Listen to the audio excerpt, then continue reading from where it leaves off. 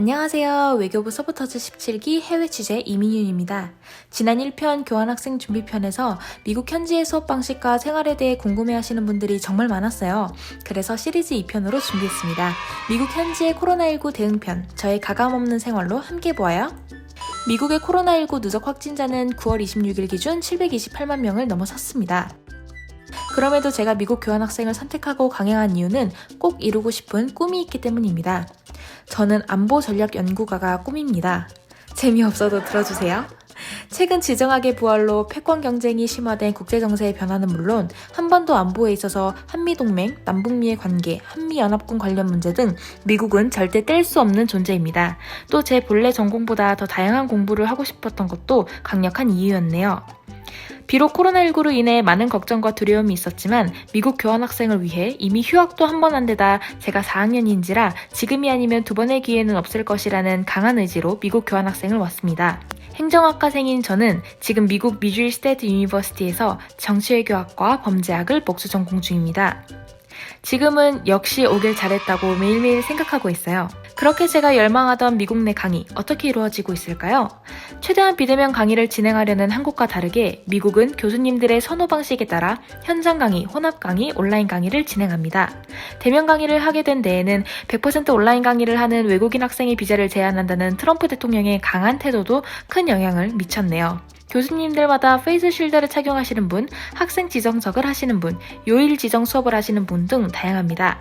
강력한 방역 의지를 가진 한국하고 비슷하게 저희 미주리 주립대학교에서도 코로나19 방역을 위해 3가지 노력을 하고 있습니다. 건물 내 여기저기 마스크 착용을 요구합니다. 모든 학생들이 마스크를 착용하지만 미국인 대부분은 얇은 천 마스크 혹은 일회용 마스크를 쓰고 있어서 효과적인 비말 차단에는 의문입니다.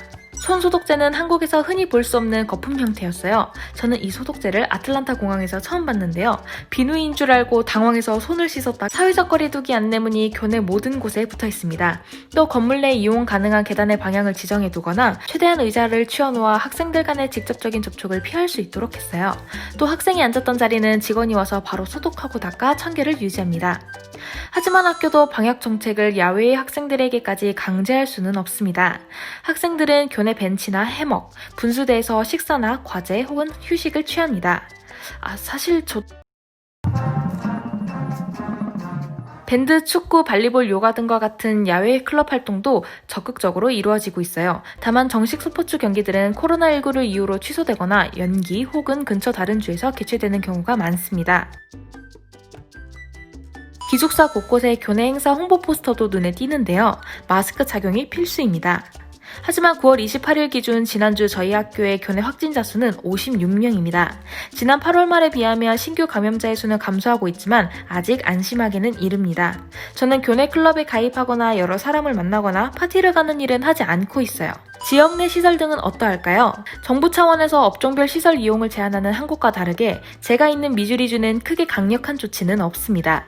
미국 내에서도 주마다 봉쇄령을 내린 곳이 있는가 하면 비교적 자유로운 주도 있습니다. 제가 사는 스프링필드 내 월마트 이용객들 대개는 마스크를 착용하지만 마스크 쓰지 않아도 무신경한 편입니다. 지역 내 식당 이용도 자유롭습니다. 대부분 입장 시 마스크 착용을 요구하고 입구에 손소독제를 비치해두거나 식사할 수 있는 테이블을 별도로 지정해 운영합니다. 한국에서는 안경에 라텍스 장갑까지 끼고 다녔는데요. 여긴 참 낯서네요. 저는 누가 기침하면 바로 도망갑니다. 그럼 미국 내 공항은 어떨까요?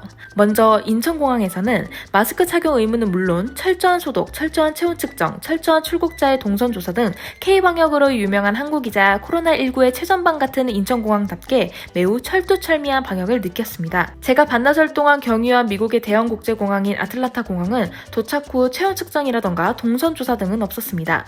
마스크 착용이 요구됐지만 딱히 무언가를 강제하는 분위기는 아니었어요. 제가 외국인이지만 다들 제게 별 관심이 없었습니다. 마찬가지로 국내선을 타고 온 스프링필드 공항에서도 어떠한 직원과도 마주치지 않았습니다. 자가격리에 대한 안내지를 받았지만 격리는 필수가 아니고 권고사항입니다. 코로나 대응으로 인해 미국 내 웃지 못할 사건들도 벌어졌다고 합니다. 뉴욕주, 펜실베니아주, 일리노이주 등은 코로나19 환자가 많은 주에서의 유입을 제한하고 있습니다. 제가 있는 미주리주도 그 리스트에 해당되는데요. 미주리주는 9월 26일 기준 미국 내에서 19번째로 누적 확진자가 많은 주입니다.